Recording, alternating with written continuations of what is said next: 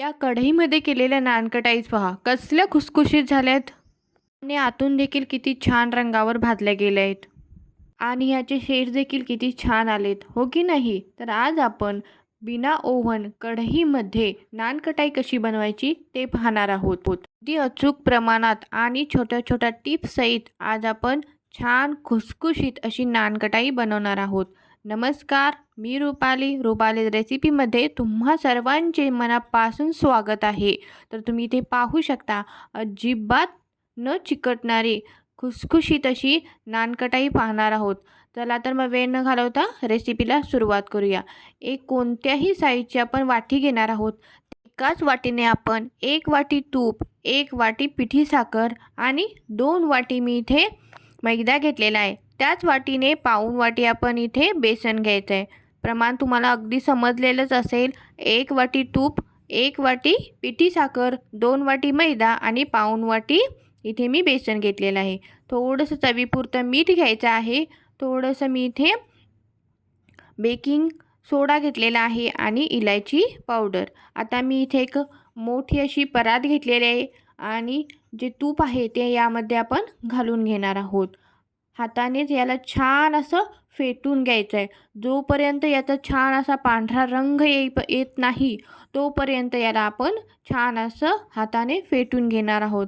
तुम्ही जरी विस्करने किंवा बीटरने देखील याला फेटू शकता, पण हाताने छान अगदी सॉफ्ट बनतं. छान असा याचा पांढरा कलर आलेला आहे, तुम्ही पाहू शकता इथे. आता यामध्ये मी पिठी साखर घालणार आहे. ती देखील हाताने 2 ते 3 मिनटं अशीच फेटून घ्यायची आहे. हात घालावाच लागतो हं. खरं खूप छान टेस्टी बिस्किटे बनतात. एकदम क्रिस्पी आणि जशी मार्केटमध्ये मिळतात अशाच पद्धतीची बनतात. हे पाहू शकता तुम्ही किती छान असं क्रीमसारखं बनलेलं आहे याचं टेक्स्चर. यामध्ये मी थोडंसं हलकंसं किंचितसं मीठ घातलेलं आहे. आता जे बाकीचे जे जिन्नस आहेत ते आपण यामध्ये घालून घेणार आहोत. मी ते पहिल्यांदा थोडासा खायचा सोडा घातलेला आहे. त्यानंतर इलायची पावडर घातलेली आहे. ही मी थोडीशी साखरेमध्ये कुटलेली आहे, त्यामुळे ही व्हाईट दिसत आहे. आता हे बेसन घातलेलं आहे. पाऊण वाटी बेसन घालायचं आहे. त्यानंतर इथे मी मैदा घातलेला आहे. 2 वाटी मैदा घालायचा आहे. 1 वाटी तुपासाठी 2 वाटी मैदा भरपूर होतो. छान असं सगळं आपण हे मिक्स करून घेणार आहोत. त्यानंतर आपण याचा छान घट्टसर असा गोळा बनवायचा आहे. जर तूप खूप जास्त असं कोरडं झालं तर यामध्ये तुम्ही आणखीन तूप घालू शकता किंवा जर जास्त सैलसर झालं तर यामध्ये आपण मैद्याचा वापर करू शकता. छान अशी कोणत्याही शेपची तुम्ही बिस्किटे बनवू शकता. आता मी कढई इथे प्रीहीट केलेली आहे.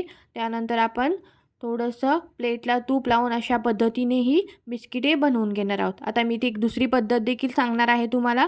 मी इथे जो डोसा पॅन आहे तो देखील छान असा तेल लावून घेतलेला आहे आणि अशाच पद्धतीची छान अशी गोल राऊंडमध्ये मी बिस्किटे बनवून घेतलेले आहेत.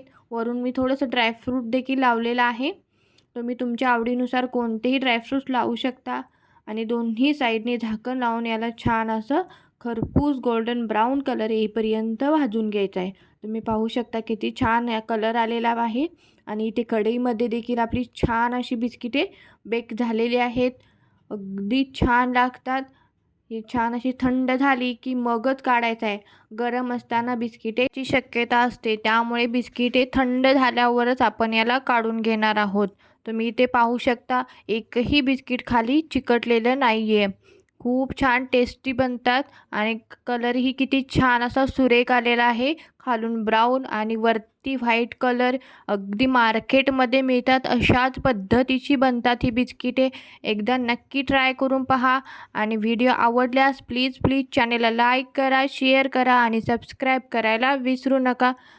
मार्केटचे बेकरी प्रोडक्ट्स खाण्यापेक्षा आपण घरच्या घरी अगदी कमीत कमी साहित्यामध्ये अगदी परफेक्ट अशी बिस्किटे ही बनवून खाऊ शकतो. मुलांसाठी अगदी परफेक्ट रेसिपी आहे, त्यामुळे नक्की करून पहा आणि व्हिडिओ आवडल्यास व्हिडिओला एक लाईक करायला विसरू नका आणि छान छान अशा कमेंट्स करायला देखील विसरू नका.